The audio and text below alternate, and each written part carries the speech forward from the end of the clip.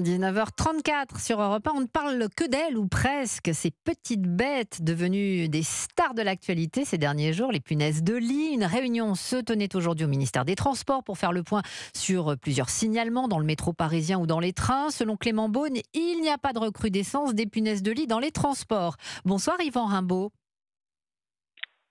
Bonsoir. Vous êtes à la tête de l'entreprise Halte Nuisible et aussi administrateur du principal syndicat de la profession. Merci d'avoir accepté l'invitation d'Europe 1. Pas de recrudescence des cas, pas de psychose, pas d'angoisse à avoir, dit le ministre des Transports. C'est aussi votre avis ?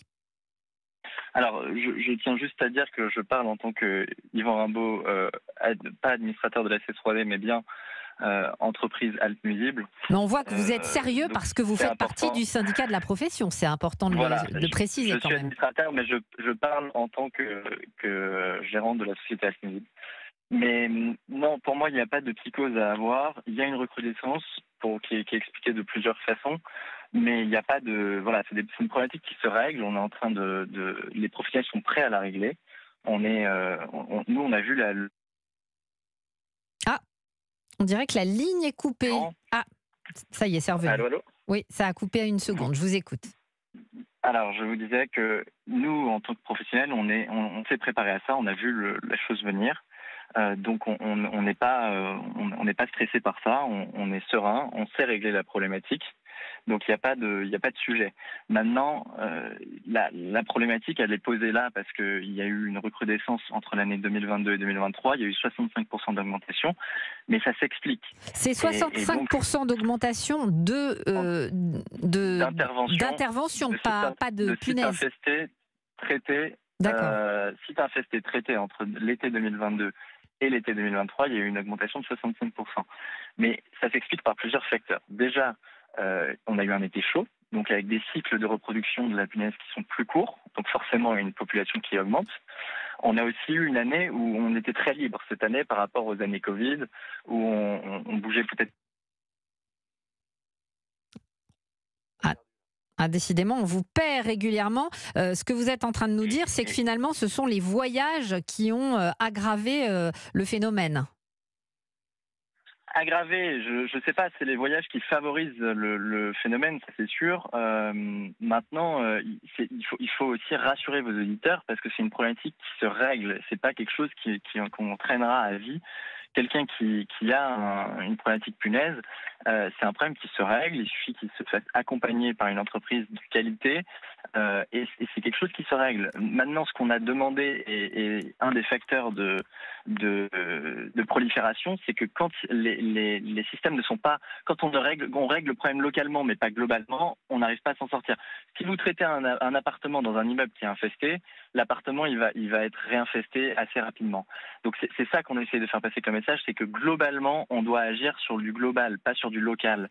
Et aujourd'hui notre demande et notre besoin, c'est que à la fois les syndics prennent en considération que oui, eux, ils sont là pour les parties communes, mais quand on a une problématique punaise de lit qui est en partie privative, il faut jouer le jeu et sortir un peu de leur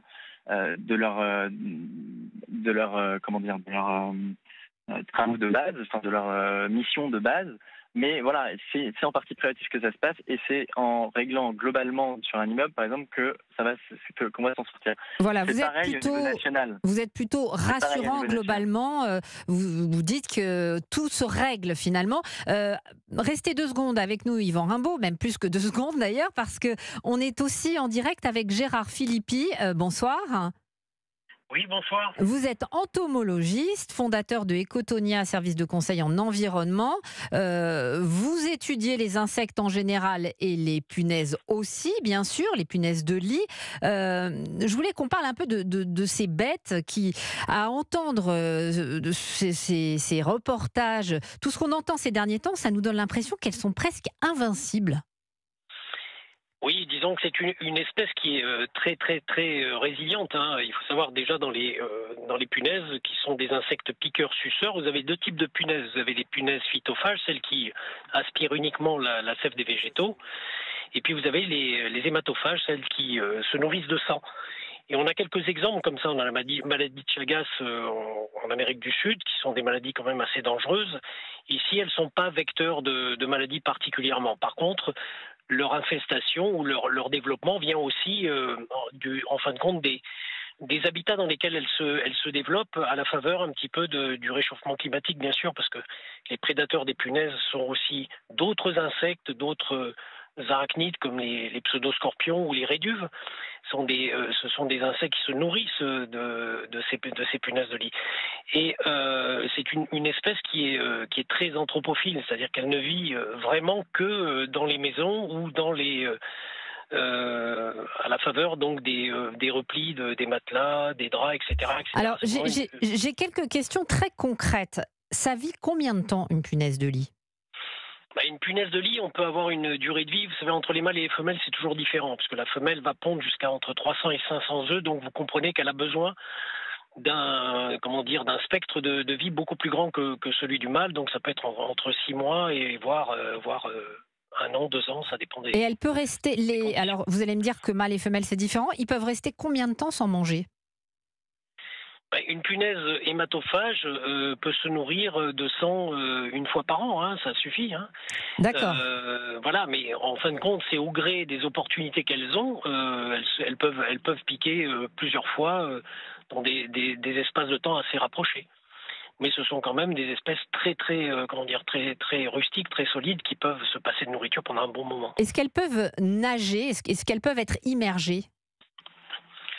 Non, alors les punaises, si vous voulez, alors déjà, il y a pas mal de croyances autour de ces espèces, notamment, ce ne sont pas des punaises qui vont s'accrocher, par exemple, sur les cheveux, ou elles sont pas du tout aquatiques, hein, c'est-à-dire que si vous les mettez dans l'eau, elles vont se noyer directement.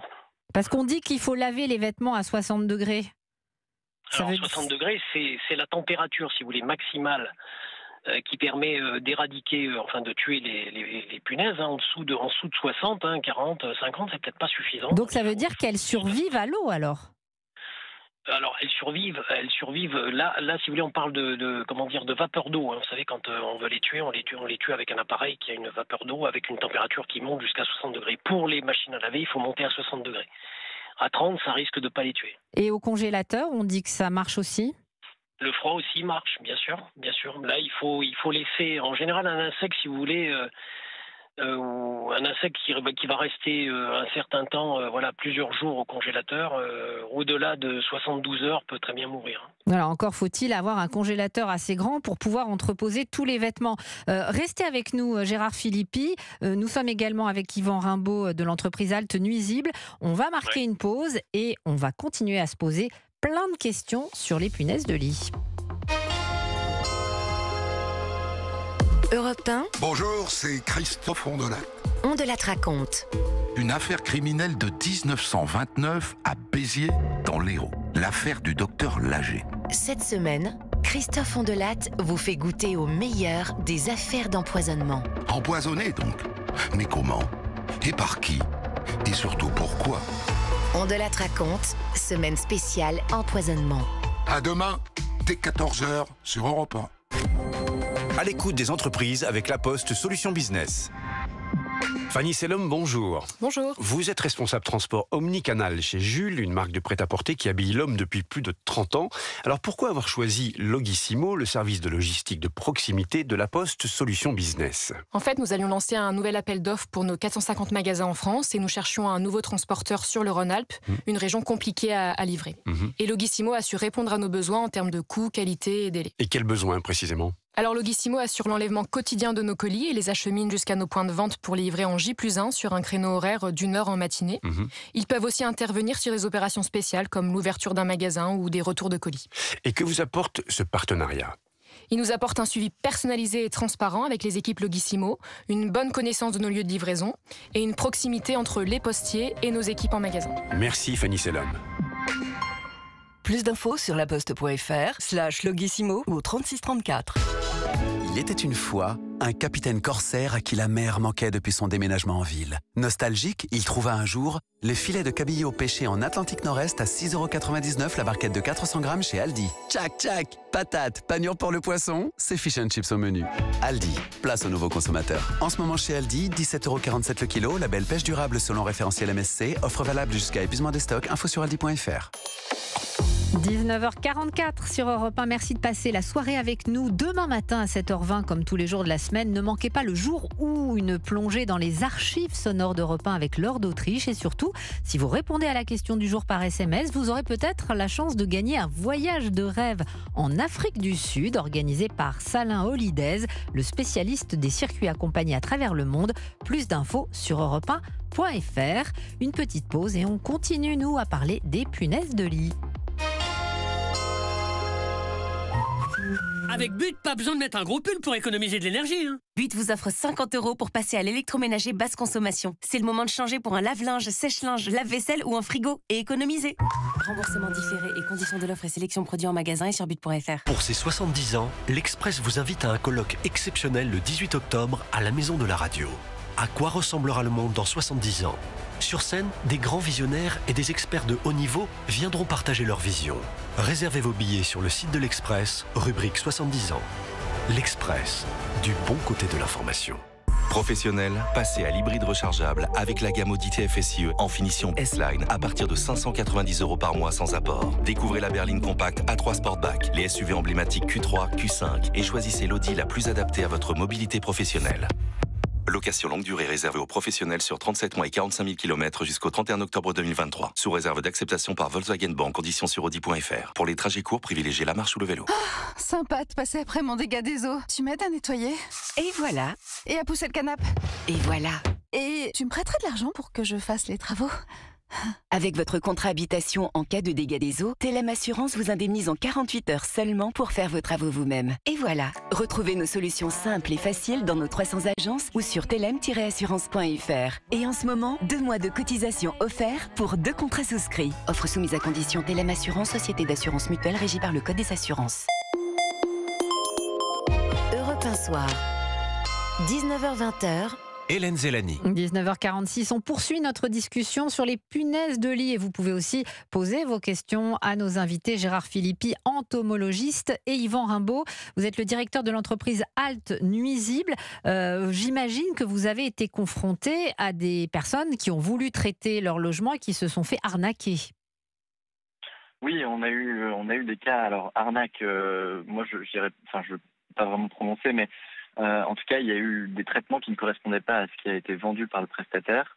Donc oui, c'est une arnaque à des prix qui, de mon point de vue, ne sont pas justifiés par rapport à la prestation qui a été faite. Parce que c'est quand même un problème. En clair, si on veut traiter un logement, ça revient très très cher. Donc on fait comment si on n'en a pas les moyens ? Alors tout est relatif. Ça revient très très cher la plupart du temps aux personnes qui vont pas forcément passer par un professionnel directement, qui vont penser qu'en jetant leur canapé, leurs affaires, ils vont réussir à s'en sortir. Ça, de mon point de vue, c'est les gens qui vont s'en sortir avec les plus grosses factures. Parce que quand on doit changer le canapé, changer tout ce qu'on a jeté, les tapis, etc., et qu'on en a encore, ça coûte très cher. Passer par un professionnel, de mon point de vue, certifié et formé, c'est la meilleure solution pour éviter justement d'avoir ces dépenses inutiles. Le prix du traitement, il dépend vraiment du site, des occupants. On ne va pas traiter de la même façon une personne enceinte ou une personne avec des enfants en bas âge qu'un étudiant, qu'une personne âgée. Voilà, chaque situation est différente. Le lieu aussi va nous faire pouvoir traiter d'une certaine façon ou d'une autre. On ne va pas pouvoir traiter thermiquement des grands volumes parce que c'est très compliqué à monter en température. Un studio, on peut le faire en thermique, par exemple. Ça veut dire que vous n'utilisez pas d'insecticides dans ce cas-là ? Ça dépend des situations. C'est pour ça que je vous dis, les prix varient aussi en fonction de la technicité qu'il y a en face. Et c'est là la vraie difficulté, c'est de comprendre que c'est une situation qui est individuelle, même si la punaise de lit, tout le monde en parle et tout le monde peut en avoir. Chaque cas est différent et il doit être abordé différemment. Quand on traite un immeuble, on ne peut pas traiter de la même façon que quand on traite un studio. Voilà. Maintenant, il y a plein de solutions dans notre boîte à outils. Et on doit utiliser l'outil le plus adapté à notre client en fonction aussi de son budget qui doit être pris en compte. Et on parle beaucoup de traitement chimique puisque c'est le meilleur ratio qualité-prix entre guillemets, c'est-à-dire que c'est des traitements qui sont relativement peu onéreux par rapport à d'autres solutions. Donc qui sont pas toujours adaptés. Ce que vous dites, ça c'est vraiment important pour tous ceux qui nous écoutent, c'est que si on découvre des punaises de lit dans son logement, on n'est pas obligé de jeter son matelas, son sommier, son canapé. Alors chez Halte Nuisible, on vous dit même de ne pas le jeter, sauf cas vraiment extrême où le technicien va vous dire bon dans ce cas-là, peut-être que ça vaut le coup, mais la plupart du temps, nous, on ne recommande pas de jeter. On est engagé dans une politique environnementale, donc on évite les produits chimiques de synthèse, on utilise des produits chimiques 100% d'origine végétale, qui n'ont pas les mêmes risques sur la santé. Donc voilà, mais qui fonctionnent, tout ça fonctionne. Et c'est pas nocif s'il y a des chiens, des chats, des bébés, il n'y a aucun problème à utiliser ces produits. Alors, c'est ce que je vous dis, on va adapter, chaque cas est différent. Quand il y a un enfant, un chat, un chien, on ne peut pas utiliser de chimie de synthèse de mon point de vue, puisque là, il y a un risque, il y a des produits avec des retardateurs de croissance, ça me paraît être compliqué de les utiliser dans le cadre quand vous avez des enfants, mettre des retardateurs de croissance, c'est pas forcément une bonne idée. Donc, tout ça est à adapter au budget et à la réalité du terrain. Voilà. Mais on n'est pas sur des budgets qui sont hors normes. C'est-à-dire, vous pouvez nous donner des exemples ? Chez nous, pour un traitement chimique, pas de synthèse, chimique végétale, on commence à 500 € pour 2 passages à 15 jours d'intervalle. Donc, TTC, je parle. Donc voilà, c'est un budget, j'en ai conscience, mais par rapport à changer un canapé, c'est moins cher que le prix de la plupart des canapés. Donc il faut mettre ça aussi en relation. Et il faut savoir que quand on est accompagné par un professionnel, votre interlocuteur le disait tout à l'heure, il n'y a pas de risque en Europe, il n'y a pas de risque sur la santé, c'est pas vecteur de maladie, mais il y a quand même un risque si on laisse le problème se développer chez nous, parce qu'on a un sentiment de harcèlement, on a le sentiment que les punaises nous réveillent la nuit, et notre santé mentale peut se dégrader. Ça, c'est certain. Ça peut aller jusqu'à la dépression. Tout à fait. Donc, en étant pris en charge par un professionnel, il va vous rassurer, il va vous prodiguer des conseils qui sont pertinents, et en l'occurrence, on peut régler le problème. Donc, vous aurez une échéance. C'est des traitements qui peuvent être longs, qui peuvent mettre 1 mois et demi, 1 mois. Parfois, ça peut mettre jusqu'à 2 mois dans le cadre d'immeubles. Quand on doit mettre tous les occupants d'accord, ça peut mettre un peu de temps. Mais à la fin, on s'en sort. À la fin, on s'en sort. Et quand vous savez que vous allez vous en sortir parce que vous êtes avec un professionnel qui a dans sa boîte à outils, qui a les outils pour vous aider, vous n'avez pas la même réaction que quand vous êtes seul et que vous essayez de traiter et que vous vous faites écraser parce que chaque fois que vous essayez... Alors, en effet, Yvan Rimbaud, on a un peu de mal avec votre ligne, mais je crois qu'on comprend très bien ce que vous nous dites. C'est un phénomène qui peut rendre dingue, pour dire les choses clairement. Il y a en effet des personnes qui font des dépressions et il y a une certaine psychose qui s'installe. Nous sommes en ligne avec Étienne. Bonsoir Étienne. Oui, bonsoir, ça va bien ? Oui, et vous ? Écoutez, ça va, merci. Vous nous appelez de Bretagne. Exactement, de Rennes, où il y a une grosse psychose en ce moment. Et alors, vous en pensez quoi de cette psychose, vous ? Alors, moi, en fait, je fais souvent des allers-retours aux États-Unis, parce que, en fait, je suis antiquaire et je vais chiner aux États-Unis. Donc, je vais faire des brocantes, les autres. Et je vais régulièrement, en fait, dormir dans des hôtels aux États-Unis. Et il faut dire que depuis toujours, j'ai vu des punaises de lit. Et ça vous dérange pas ? Ça vous stresse pas ? Ça me stresse pas, c'est un peu dérangeant, mais là-bas, on a l'impression que c'est ancré, c'est normal. Là, dernièrement, je suis allé en Pennsylvanie. Je voulais changer de lit, je voulais changer de chambre parce qu'il y avait des crottes de punaises, il y avait des punaises qui étaient vraiment voyantes. Et on m'a dit non, c'est pas grave, c'est comme ça. Donc, alors, on fait avec, on n'a pas le choix, c'est assez désagréable. Je me suis fait piquer, mais vous savez pas, à un endroit localisé, j'avais plein de boutons, enfin, c'était un truc de fou. Mais pour eux, ça semble normal. Donc, ouais, je peux comprendre que ça soit super étrange, que ça soit désagréable, et surtout lorsqu'on les voit, lorsqu'on voit des crottes dans son lit. Enfin, c'est super désagréable, quoi. Mais ça fait 3 ans que je vis, que je voyage, que je vais dans des hôtels, et c'est souvent comme ça, en fait. Vous êtes assez philosophe. Merci de votre appel, Étienne. On reprend en ligne notre entomologiste Gérard Philippi. Quand vous entendez cet auditeur qui dit que finalement, aux États-Unis, on vit avec, vous avez l'impression qu'on va pouvoir vivre avec les punaises de lit ? Bon, c'est pas obligatoire, si vous voulez, mais il y a une certaine faculté d'acceptation de certains phénomènes parfois naturels qui font, par exemple, les gens qui vivent dans les campagnes sont beaucoup plus enclins à supporter les insectes, les guêpes, les frelons et beaucoup de choses, les moustiques aussi.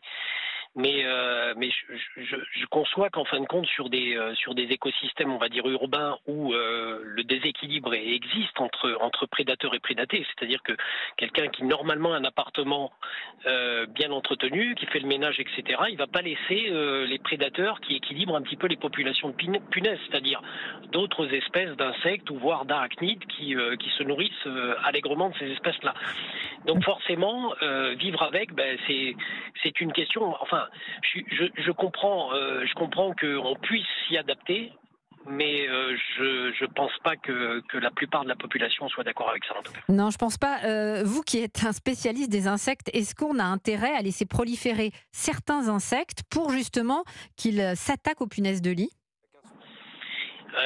Si vous voulez, là, on est en train actuellement d'assister à des phénomènes, des phénomènes invasifs d'insectes qui viennent des continents africains, par exemple, qui traversent les océans, etc. Il y a un changement climatique qui entraîne des espèces invasives qui viennent coloniser les territoires.